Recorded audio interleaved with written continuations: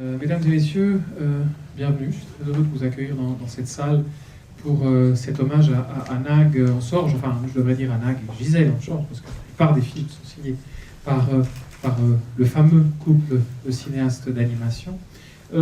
Et vous allez peut-être vous demander pourquoi un hommage. Eh bien, vous l'avez peut-être lu dans notre bulletin de la Cinémathèque, tout simplement parce que Nag a eu la gentillesse de peu à peu passer toutes ses archives à la Cinémathèque suisse, où elles sont déposées, elles sont actuellement en train d'être traitées, examinées, soignées, quand il s'agit de soigner des films qui sont parfois malades. Mais ce n'est pas seulement des films, c'est aussi des documents, c'est du matériel. Et j'aimerais juste, pour l'anecdote un tout petit peu, mais dire un petit souvenir personnel, puisque quand j'étais très jeune et que je faisais du cinéma aussi, mais pas du cinéma d'animation, mais du cinéma de fiction, Nag se souvient peut-être que j'étais venu à Étagnières, dans votre atelier, et je ne me rappelle plus du tout ce que tu nous avais prêté, mais tu nous avais prêté du matériel. Et Nag, je crois, a toujours eu aussi ce grand cœur d'expliquer aux gens, de donner aux gens, d'aider les gens à faire des films, que ce soit dans le cinéma d'animation, mais aussi dans les autres.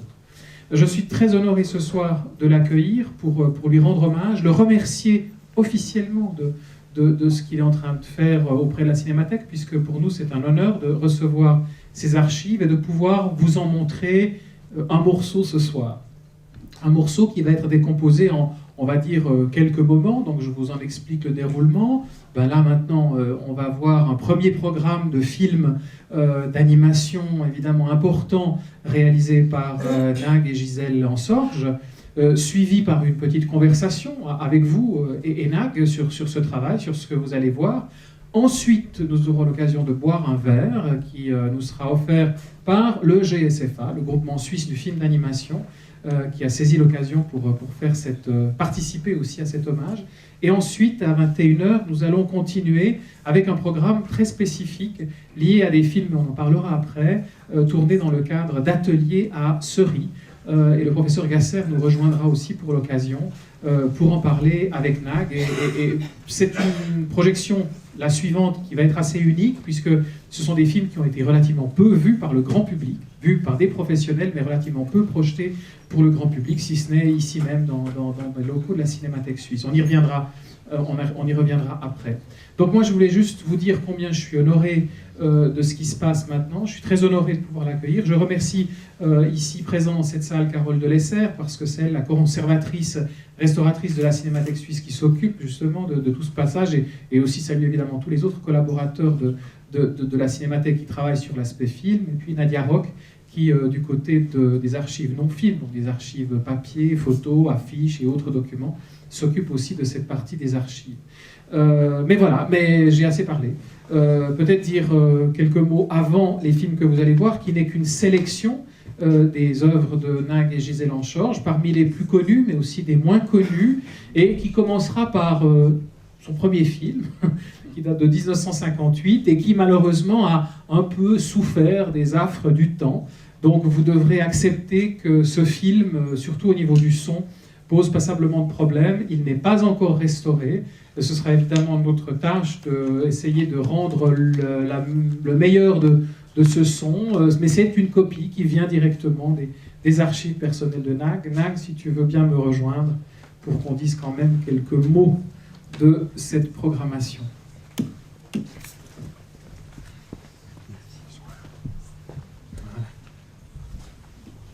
Nag. Alors, on va voir. Oui. On se connaît. On se connaît depuis longtemps. Depuis longtemps, et je suis très honoré de pouvoir t'accueillir ici, parce que c'est la première fois que je t'accueille officiellement ici devant. Il faut préciser que Nag a en plus de ça une longue histoire avec la Cinémathèque, puisqu'il a été aussi président des Amis de la Cinémathèque suisse pendant assez longtemps aussi. C'est vrai. Donc on lui doit aussi, nous, Cinémathèque, beaucoup pour tout ce qu'il a fait, et je pense que voilà. Enfin, mais le cinéma, de toute façon, lui doit énormément, parce que tu es à la fois un pionnier, à la fois un inventeur de formes assez exceptionnel, et qu'on te doit beaucoup. Est-ce qu'il y a quelque chose qui te semblerait important de dire aux spectateurs qui peut-être ici ne connaissent pas très bien ton travail, ne l'ont pas forcément vu ou déjà découvert? Quelque chose de spécial, où je pourrais dire une chose, oui, c'est que je suis un passionné, et je crois que vous êtes aussi passionné de cinéma, voilà. Maintenant, il faut voir les films, et puis ensuite il y aura des questions peut-être.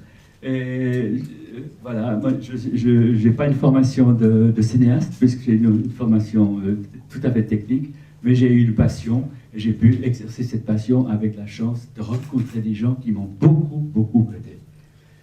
Y compris la Cinémathèque, au début, puisque c'est comme ça que j'ai commencé à comprendre qu'il y avait peut-être des gens qui se réunissent pour voir des films. Et c'est avec Buach et Bruno Hedera qu'on a fait la première séance, où il y avait premièrement personne. Parce qu'on ne savait plus ce que c'était. C'est seulement à la deuxième séance que les gens, nos amis, les passionnés de cinéma sont venus. Voilà. Un mot peut-être sur ce tout premier film on va revoir, donc qui date de 58, qui est finalement pas si connu que ça. C'était ta première œuvre, ta première création. Le premier film un peu terminé, disons. Parce qu'il y a eu beaucoup d'essais qui ont été faits, des films qui n'ont pas été terminés, qui sont restés dans les tiroirs, parce qu'on n'y croyait pas grand-chose aussi, avec Gisèle.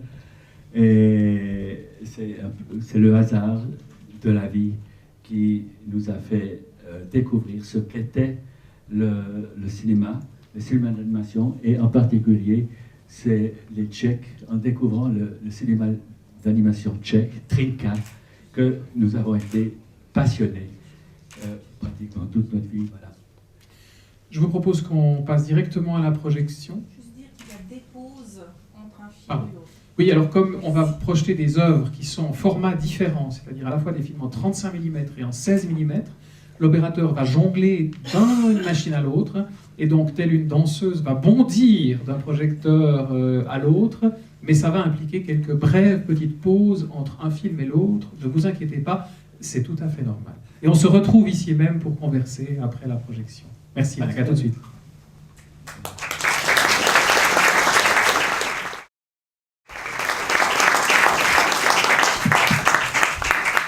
Et ce n'est qu'un extrait. Et ce n'est qu'un extrait. Ils sont toujours vivants. Et ils sont toujours vivants. Oui.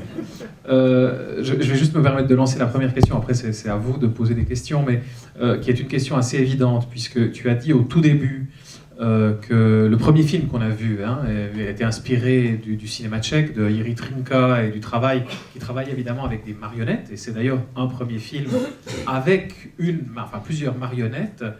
Mais ensuite, immédiatement, vous passez à la technique du sable animé, qui est quelque chose d'unique dans votre travail, qu'on retrouve dans toute votre œuvre. Alors, comment s'est opéré ce passage, en fait? Comment t'es passé de la marionnette, disons, à la mode tchèque, pour arriver au sable?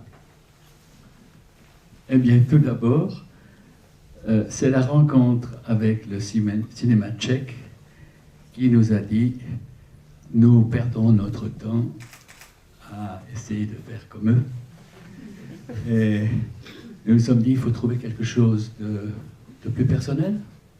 On était des amoureux de l'animation, et on a arrêté un peu de pratiquer la poupée animée, et tout d'un coup, comme ça, par un hasard de travail, on nous avait demandé, pour un film médical, de montrer dans le corps humain, le cœur qui a un défaut. Il y a deux parties du cœur qui se séparent. Et comment représenter ceci avec le cinéma? Et on s'est dit, on va prendre un produit qui puisse manipuler facilement et montrer facilement comment le son dans le corps se sépare et prend des chemins différents. Et voilà la trouvaille, on s'est dit, voilà quelque chose qui nous fait plaisir et qui nous correspond. Et on se dit, bye bye les poupées, bye bye les papiers, et vive le sable. Technique que vous avez développée tout au long de tous vos films. Il y a aussi une chose qui est assez particulière, c'est que finalement vous avez peu utilisé la couleur. Le noir et blanc prime, même si parfois elle apparaît, on l'a vu d'ailleurs dans quelques exemples, mais c'est quand même toujours le noir et blanc qui vous a passionné. Oui, par goût, premièrement, Et puis d'autre part aussi la pratique, parce que lorsqu'on travaille avec des sables différents, les sables se mélangent et il faut des plaques de verre différentes pour chaque couleur de sable. Et on le voit dans certains films, on a utilisé effectivement aussi de la couleur, et on a su ce que c'était de travailler sur 2 plaques de verre. Et voilà, une raison pratique. D'autre part, nous étions amoureux du noir et blanc et du film noir et blanc. On aimait aller au cinéma avec encore des films noir et blanc. Voilà. À vous la parole. Nag est là pour répondre aussi à vos questions. Donc, allez-y, lancez-vous. Que je ne sois pas le seul à poser des questions. Le micro ? Comment l'image correspond avec le son? Comment l'image correspond avec le son en fait, disons peut-être pour aller un peu plus loin, pour prolonger la question, comment le travail de son s'effectue, d'autant que j'aimerais quand même saluer, parce qu'il est là, il se cache derrière ses lunettes, l'un des auteurs de beaucoup de bandes sonores des films de Nag et Gisèle Ansorge, qui est Bernard Pichon, qu'on connaît plus pour d'autres raisons évidemment télévisuelles et radiophoniques. J'aimerais le saluer parce qu'en effet, il a beaucoup travaillé avec les... Peut-être pour qu'on comprenne mieux, il faudrait expliquer que Nag Ansorge est mon oncle. Donc il y avait des raisons familiales à notre collaboration. Et à l'époque où il a fait ses premiers films avec Gisèle, j'habitais chez eux jusqu'à l'âge de mon mariage. Et donc j'ai un petit peu mélangé la vie privée, l'intimité de la famille avec ces petits essais de son. Ce qui m'a frappé en les voyant dans l'ordre, c'était très bien de les voir chronologiquement, parce qu'on a pu voir qu'au début, le son était un petit peu à l'image du bricolage de l'image. Je le dis sans nuance péjorative pour ce qui est de l'image. C'était quelque chose de très artisanal et de très basique. Et donc l'idée était que le son corresponde un petit peu à l'image, c'est-à-dire qu'on n'aille pas faire du Walt Disney, malgré toute l'admiration qu'on peut avoir pour Walt Disney. Il y a une époque où il était décrié, je pense qu'on a passé ce temps-là, mais il ne s'agissait pas de souligner chaque pas de poule quand elle marchait, ou de faire clic, clic, clic, vous voyez, des choses comme ça. De même, il ne s'agissait pas non plus de faire des bruitages, à mon sens, réalistes, et d'avoir quelque chose qui soit un petit peu le reflet de ce qu'on voyait sur l'écran. Donc, pour répondre à la question de madame qui demandait comment ça se passe, le film est déjà fait de manière muette, et donc la bande-son intervient après coup quand le film est monté, et c'est par séquence, on cherche des sons. Alors, je ne peux pas vous dire à quel point c'était artisanal, j'avais complètement oublié, parce qu'il y a des années de ça, c'est comme une autre vie pour moi, que certains sons avaient été faits avec l'aspirateur ménager, par exemple. À un moment donné, vous voyez un arbre avec des yeux qui s'allument, et on dirait que c'est des oiseaux, mais ce n'est pas tout à fait un son d'oiseau. Il n'y avait même pas de micro, en réalité j'avais baladé un aimant sur une bande magnétique. Sachant que la bande magnétique s'imprimait de magnétisme, je me suis dit, qu'est-ce qui se passe si on promène, voilà, un peu comme ma tante avec son pinceau dans le sable, qu'est-ce qui se passe si on promène du magnétisme sur une bande? Et ça a donné ce curieux effet de un petit peu comme ça, qu'on a collé là. Et puis, ce qui m'apparaît maintenant, c'est évidemment qu'on hésite un tout petit peu quand même entre la volonté de souligner l'image par des sons qui sont synchronisés, et puis de temps en temps seulement une allusion. Ça a quelque chose d'inachevé, d'un peu imparfait, mais peut-être qu'il y a un petit peu de poésie aussi là derrière, dans ce côté terriblement bricolé. Et puis alors, plus on avance dans le temps, plus le film, plus le son, surtout quand je me suis retiré de l'aventure, colle à l'image avec des musiques appropriées. On sent que les compositeurs de la musique ont vu le film et ont fait une musique sur mesure pour les mouvements. Voilà, c'est un petit peu ce que je pouvais dire sur la bande-son. C'était en tout cas une belle aventure, faite avec des moyens tellement limités, des petits magnétophones de rien du tout. Enfin, ça n'avait rien d'un studio d'enregistrement, c'était fait dans une cave, et quand il fallait un écho, on allait dans une chambre qui résonnait un petit peu plus.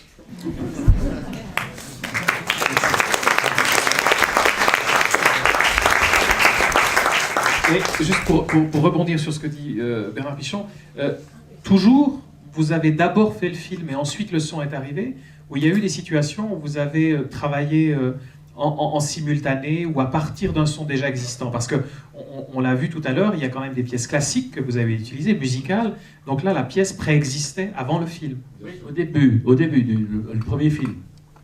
Non, mais même pas.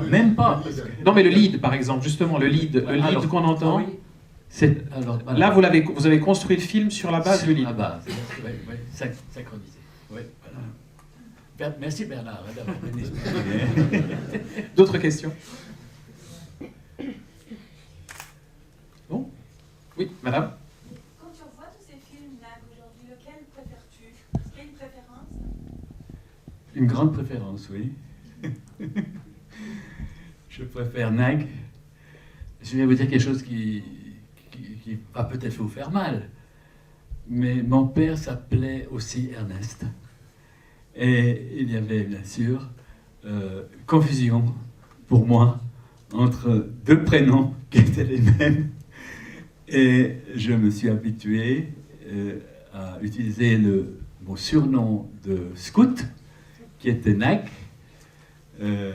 qui signifie le serpent en Inde. Et voilà, le Nag existe dans la vie courante.